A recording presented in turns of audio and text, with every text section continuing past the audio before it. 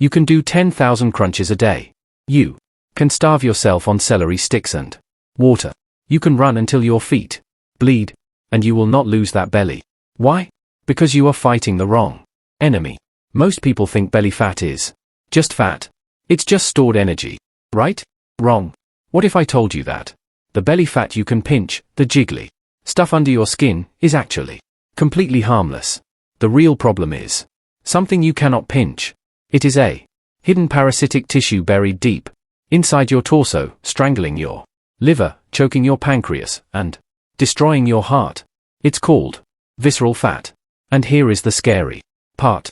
You can be skinny everywhere else. Arms, legs, face, and still have a dangerous amount of this stuff packed inside you. It's a condition called TOFI, thin outside, fat inside. And it is arguably more dangerous than being obese. But I have some good news. While visceral fat is the most dangerous fat in your body, it is also the easiest to burn off if and only if you know the biological combination code to unlock it. In this video, I'm going to show you that code. I'm going to break down a specific Japanese protocol involving a certain pigment in vegetables, a specific compound in tea, and a 75% rule for movement that was shown to slash visceral fat by 48% in just 2 months. So, put down the weights, stop the crunches, and just hear me out. Let's turn your metabolism upside down for a minute. To understand how to get rid of this, you have to understand what it is. Visceral fat is not like the fat on your arm. The fat on your arm is subcutaneous. It's passive storage. It just sits there, like a savings account. Visceral fat is biologically active. It acts more like a gland than fat. It spits out inflammatory chemicals. It messes with your hormones and it drives insulin resistance. Think of visceral fat like a parasite. It latches onto your vital organs, your liver, your stomach, your pancreas, and it feeds off your inflammation. So, how do you know if you have it? Here is the symptom check. Stand up and poke your stomach. If your belly is soft, squishy, and jiggly, that's mostly subcutaneous. That's the vanity fat.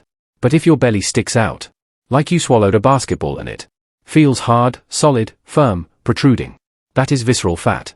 That firmness is the pressure of the fat pushing out against your abdominal wall from the inside. That is your liver screaming for help. So, how do we kill the parasite? We need a 3-step attack. We need to cut off its food supply, block its enzymes, and then burn it out. Step 1 involves your diet, but I'm not going to tell you to just eat vegetables. That's boring and it's not specific enough. We need to target the root cause of visceral fat. What causes it?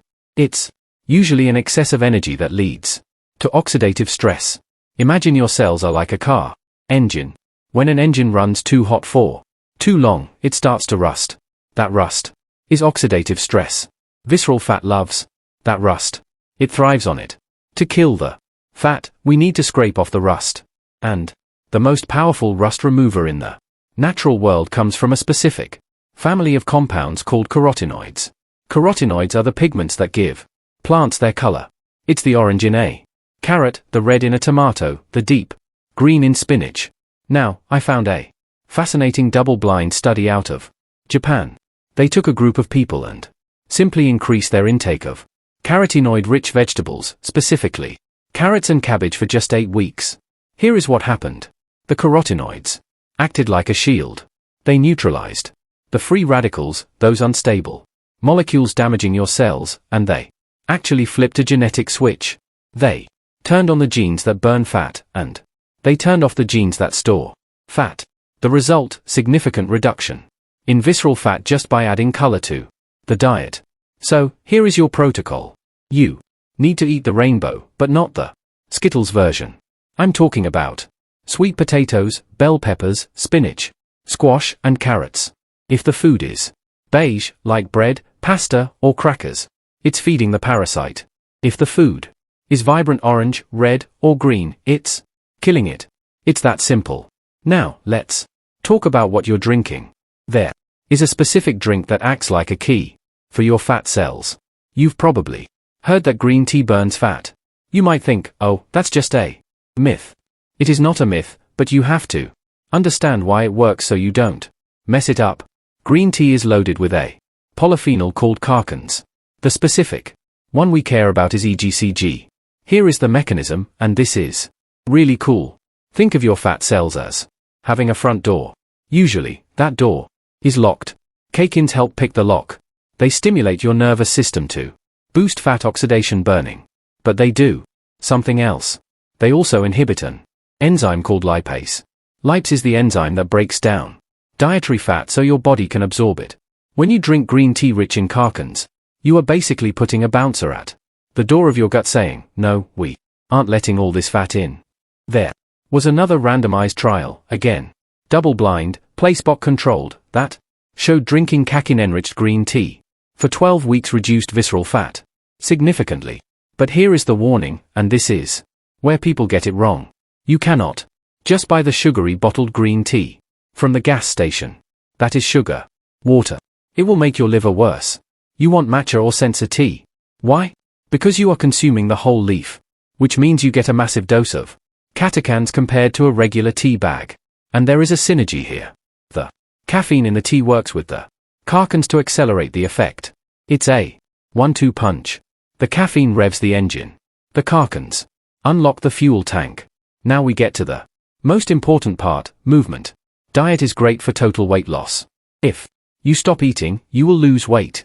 But studies show that while diet shrinks the whole body, exercise is the laser guided missile for visceral fat. But what kind of exercise do you need to run? Marathons? No. In fact, that might raise your cortisol and make it worse. Do you need to be a powerlifter? Not necessarily. I want to tell you about a study that blew my mind. It was a meta-analysis involving 117 different studies. And then there was a specific older study that looked at a very precise protocol. In this study, participants cycled for 45 minutes just 2 times a week. That's it, 2 sessions. But, and this is the big but, they did it at a specific intensity. They rode at 75% of their V2 peak. After 2 months, guess what happened? They didn't lose much weight on the scale. And this is why you should throw your scale in the trash. The scale didn't move much, but their visceral fat dropped by 48%. Almost half of their deadly belly fat gone in 2 months with 2 workouts a week. They also improved their insulin sensitivity by 41%. That is essentially reversing prediabetes. So, what is 75% intensity? You don't need a fancy lab coat or an oxygen mask to figure this out. You just need the talk test. If you are walking and you can sing a song perfectly, that is too easy. That's not 75%. If you are sprinting and you feel like you are going to vomit and you can't speak a single word, that is too hard. That's anaerobic. You want the sweet spot, right in the middle. The talk test rule. You are at the right intensity when you can speak in full sentences, but you sound a little winded. You should sound like you just walked up a few flights of stairs. You can talk, but you'd rather not. That is the zone. That is where the magic happens for visceral fat. Now, I have to warn you about a trap that almost everyone falls into. When people want to lose belly fat, their instinct is to starve themselves. They cut calories to 500 a day. They do OMAD, 1 meal a day, improperly. They fast 4 days without prep. Here is the problem. Data shows that calorie restriction hits a wall. There is a limit to how much dieting helps before your metabolism slows down to protect you. Your body thinks it is starving, so it holds on to the fat. Exercise is different. A recent study in the British Journal of Sports Medicine found that exercise has a dose-dependent response for visceral fat. What does that mean? It means the more you do, the more you lose. There was no upper limit found in the study. If you exercise a little, you lose a little. If you exercise a lot, you lose a lot. It doesn't plateau the way dieting does. So, the strategy is not to starve yourself. You want to eat enough nutrient-dense food, the carotenoids, the proteins to fuel your body, and then use movement to create the deficit. So, let's put this all together into a plan you can actually use starting tomorrow. Step 1, the scavenger hunt. Look at your plate. If it's brown, put it down. Add 1 serving of a deeply colored vegetable to every meal. Carrots, spinach, peppers. This is your shield. Step 2, the liquid key. Swap your second coffee for a matcha green tea. Don't add sugar. Maybe a little lemon juice to help absorption, but keep it clean. You are inhibiting that lipase enzyme. Step 3, the 75% solution. You need cardio. I know cardio kills gains. Bro. Science. Whatever. For visceral fat, you need cardio. Aim for 3 to 4 sessions a week, 45 minutes long. Whether you cycle, run, row, or just walk up a steep hill, it doesn't matter. Just use the talk test. If you aren't slightly out of breath, you aren't burning the belly. And finally, consistency beats intensity. The best exercise is not the one that burns the most calories on paper. It's the one you will actually do 3 months from now. If you hate running, don't run. Go for a ruck walking with a backpack. Go swimming. Just get the heart rate up. Visceral fat is dangerous. It is the driver of almost every chronic disease we face. But your body is resilient. It wants to heal. It just needs you to give it the right signal. Stop starving it. Start fueling it with the right pigments. And start moving it at the right pace. If this video helped, please like and subscribe.